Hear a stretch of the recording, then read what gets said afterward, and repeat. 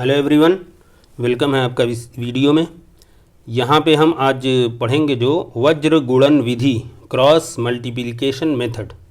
ठीक है, इससे हम लीनियर इक्वेशन को सॉल्व करेंगे इनटू वेरिएबल। ओके, दो चर वाले रैखिक समीकरण को हल करेंगे क्रॉस मल्टीप्लिकेशन मेथड से। ठीक है, दो मेथड हमने पढ़ लिया है, विस्थापन विधि और विलोपन विधि। ठीक है, अब यहाँ हम पढ़ रहे हैं वज्र गुणन विधि। ठीक है, तो देखिए दो चरों x तथा y में रैखिक समीकरण युग्म का व्यापक रूप, तो हम ऐसे ही लिखते हैं। जो समीकरण स्टैंडर्ड फॉर्म जो होता है वो हम ऐसे लिखते हैं a1x plus b1y plus c1 equal 0 और a2x plus b2y plus c2 equal 0।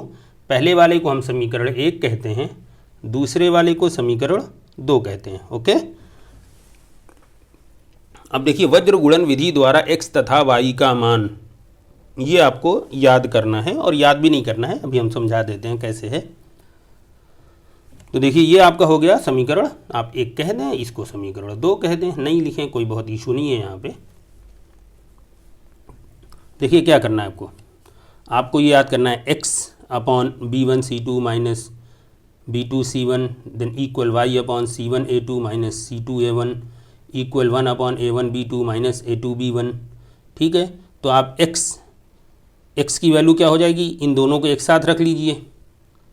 इन दोनों को जब एक साथ रखेंगे तो क्या होगा, x इक्वल यहाँ पे आ जाएगा, तो b1c2 माइनस b2c1 अपॉन ये a1b2 माइनस a2b1 हो जाएगा। उसी तरह इन दोनों को एक साथ रख लीजिए, तो y की वैल्यू क्या हो जाएगी, ये मल्टीप्लाई यहाँ हो जाएगा। तो देखिए c1a2 minus a2 minus c2a1 upon a1b2 minus a2b1। अब ये बड़ा टिपिकल सा लग रहा है, आप याद कैसे करेंगे। ठीक है, तो देखिए याद करने का एक सिंपल तरीका हम बता रहे हैं आपको, किताब में भी कुछ इसी तरह का है, इसीलिए इसे वज्र गुणन क्रॉस मल्टीप्लिकेशन कहते हैं। देखिए आप ये जो है ना कोफिशिएंट हैं a1 a2 b1 b2 c1 c2, ये लिख लीजिए आप a1 a2 b1 b2 c1 c2। ठीक है, आपने लिखा, इसी को दोबारा लिख लीजिए a1 a2 b1 b2 c1 c2। ठीक है, ये आपने लिख लिया। अब देखिए अगले पेज में हम इसको आपको बताते हैं, नहीं चलिए इसी में है तो यहीं पे हम आपको सॉल्व कर देते हैं। अब देखिए आपको दो के कॉम्बिनेशन ले लीजिए, एक ये कॉम्बिनेशन हो गया आपका, एक ये कॉम्बिनेशन हो गया आपका, एक ये कॉम्बिनेशन हो गया। रिवर्स स्टार्ट करिए, इसको कहिए x, इसको कहिए y, इसको कहिए 1। देखिए x y 1, तो ऐसे कहिए x y 1। ठीक है, सिंपल आपको ये याद रखना है। क्या करना है आपको, जो ये कोफिशिएंट है a1 a2 b1 b2 c1 c2, इसको एक बार लिख लेना है, फिर दोबारा इसी को लिखिए a1 a2 b1 b2 c1 c2। ये लिखना बहुत आसान है। फिर दो के आप कॉम्बिनेशन बना लीजिए, रिवर्स चलिए x y और कांस्टेंट को 1 कह लीजिए, x y 1 ऐसे लिखिए। अब x अपॉन क्या लिखेंगे, this minus this. Okay, minus लगा के, ठीक है, यहाँ माइनस हो जाएगा। Then y upon c1 a2 minus a2 c1, यहाँ माइनस के साथ रहेगा। Then 1 upon a1 b2 minus a2 b1, ये माइनस के साथ इसको रखेंगे।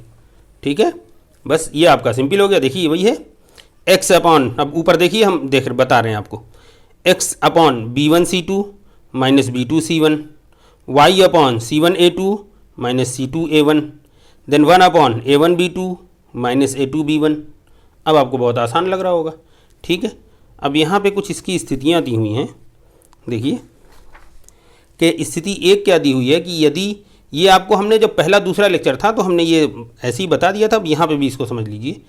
अगर ये जो 1 अपॉन है, यहाँ पे जो ये 1 अपॉन आ रहा है, अगर ये वाला टर्म, अगर, क्योंकि देखिए ये डिवाइड में तो है लेकिन ये ऊपर चला जा रहा है, देखिए ये ऊपर हो गया, ये ऊपर वैल्यू आ गई, ये वाली वैल्यू भी ऊपर आ जाती है। अगर ये वाला टर्म 0 है कि नहीं है, इस पर डिपेंड हमारा सोल्यूशन करेगा, नीचे वाला।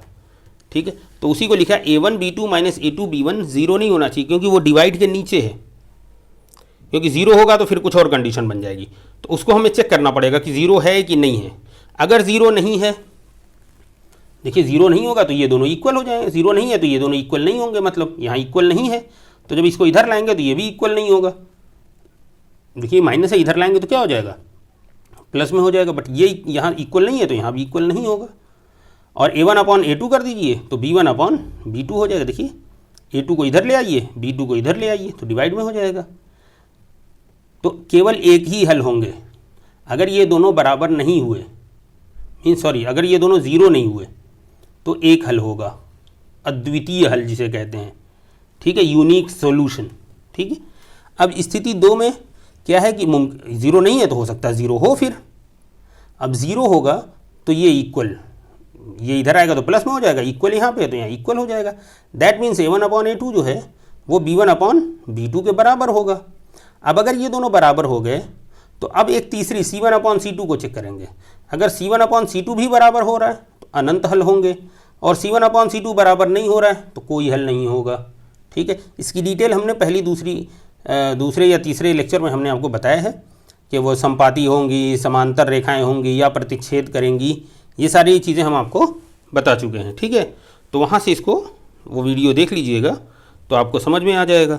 ठीक है, चलिए इस पर एक सिंपल क्वेश्चन कर लेते हैं। जो वज्र गुणन विधि है उस पर एक हम क्वेश्चन कर लेते हैं इस वीडियो में, बाकी क्वेश्चन हम अगली वीडियो में करेंगे। देखिए, दिए गए समीकरण युग्म को वज्र गुणन विधि द्वारा हल कीजिए। 2x + y = 5 और 3x + 2y = 8। देखिए यहाँ पे मेथड मेंशन है, वज्र गुणन विधि, क्रॉस मल्टीप्लिकेशन मेथड, तो आपको उसी मेथड से करना होगा। तो दिया गया समीकरण युग्म, आपने पहले को समीकरण 1 कह दिया, दूसरे वाले को समीकरण 2 कह दिया। बट आपको ये याद हो रहा होगा कि यहाँ =0 हमको रखना है, कांस्टेंट टर्म भी लेफ्ट साइड में रखना है। तो आप ये 5 प्लस में है तो आपने -5 कह दिया। यहाँ 8 इधर इक्वल के इधर है, प्लस साइन के साथ है तो इक्वल के इधर गया, लेफ्ट साइड में तो माइनस। अब देखिए राइट में हमारा 0 0 आ गया, तो ये हमारी स्टैंडर्ड फॉर्म हो गई। अब क्या हुआ, x के कोफिशिएंट, y का कोफिशिएंट, x का कोफिशिएंट क्या है 2 3, y का 1 2 और कांस्टेंट का -5 -8। ओके, तो आप लिख लीजिए 2 3 1 2 -5 -8। इसी को दोबारा लिख लीजिए जो ये लिखा आपने, 2 3 1 2 -5 -8। अब दो के कॉम्बिनेशन बना लीजिए। लास्ट से चलिए x y 1, तो देखिए x/1 × -8, यहाँ हम आपको समझाते हैं अच्छी तरह थोड़ा सा। देखिए x/1 × -8, अब बीच में माइनस लगाएंगे आप और ये करेंगे 2 × -5, 2 × -5, ये बीच में माइनस रहेगा। उसी तरह y करेंगे आप तो ये तो जो भी है वो लिखेंगे -5 × 3, -5 × 3, और एक बीच में माइनस लगाएंगे, फिर इन दोनों को मल्टीप्लाई करेंगे तो -8 × 2 हो गया। अब इक्वल 1, 2 × 2, अब फिर माइनस बीच में रहेगा, 3 × 1।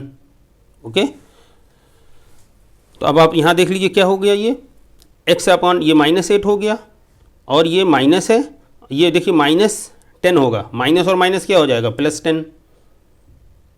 ओके, उसी तरह y, और ये क्या हो जाएगा -15, और ये क्या होगा 8 × 2 माइनस है तो -16, और माइनस मिलके क्या हो जाएगा प्लस, तो +16 हो गया।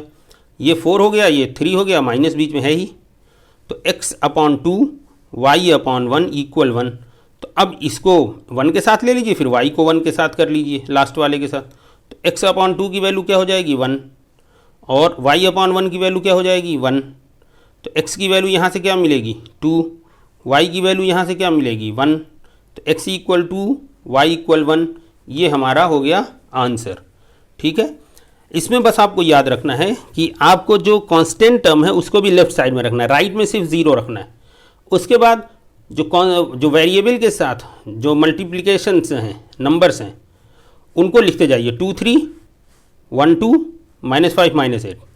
दोबारा इसी को लिख लीजिए 2 3 1 2 -5 -8। देखिए 2 3 1 2 -5 फिर दो के कॉम्बिनेशन बना लीजिए, x/, ये रहेगा, ये y/, रहेगा, ये 1/ रहेगा, और सिंप्लीफाई कर दीजिए। फिर x के साथ कांस्टेंट वाले को ले लीजिए, फिर y के साथ इसी कांस्टेंट को कर लीजिए, अलग अलग सॉल्यूशन आपको मिल जाएंगे। ठीक है, चलिए उम्मीद है ये वीडियो आपको पसंद आ रहा होगा और सवाल भी आपको समझ में आ गया होगा। आप चैनल को सब्सक्राइब करिए और डेली वीडियो अपलोड होंगी, तो आप हफ्ते में 4 दिन तो अपलोड होंगी ही, और तो आप इसको ज़रूर देखिए, अपने साथियों को भी बताइए इसके बारे में, और जितना हो सके एटलीस्ट एक बार कम से कम पेन और पेपर साथ में लेके जैसे जैसे बताया जाता है वैसे वैसे इसको सॉल्व करिए। अगर आप वैसे वैसे करेंगे तो एक नहीं 2 बार में तो आपको समझ में आ जाएगी। हम बहुत स्लो आपको पढ़ाने की कोशिश कर रहे हैं, ठीक है। थोड़ा सा हिंदी हमारी कमज़ोर है तो कभी कभी माफ़ करिएगा उसके लिए। और फिर चलिए अगली वीडियो मिलते हैं और कुछ और क्वेश्चन को हम सॉल्व करते हैं, और उसके बाद फिर देखते हैं कौन सा चैप्टर इसके बाद शुरू किया जाएगा। तो ये तीसरा मेथड अभी हमारा चल रहा है, तो ये तीसरा मेथड हमारा जब ख़त्म हो जाएगा तो फिर हम देखते हैं कि आगे क्या पढ़ाना है। तब तक आप चैनल में बने रहिए, वीडियो लाइक करिए और कमेंट भी अपने दीजिए, और कौन सा चैप्टर आपको और पढ़ना है उसको भी आप मेंशन करिए कमेंट में, ताकि उसको पढ़ाने की कोशिश की जाए, ठीक है। चलिए अपना ख्याल रखिए, हेल्दी रहिए, फिट रहिए, फाइन रहिए, गुड बाय।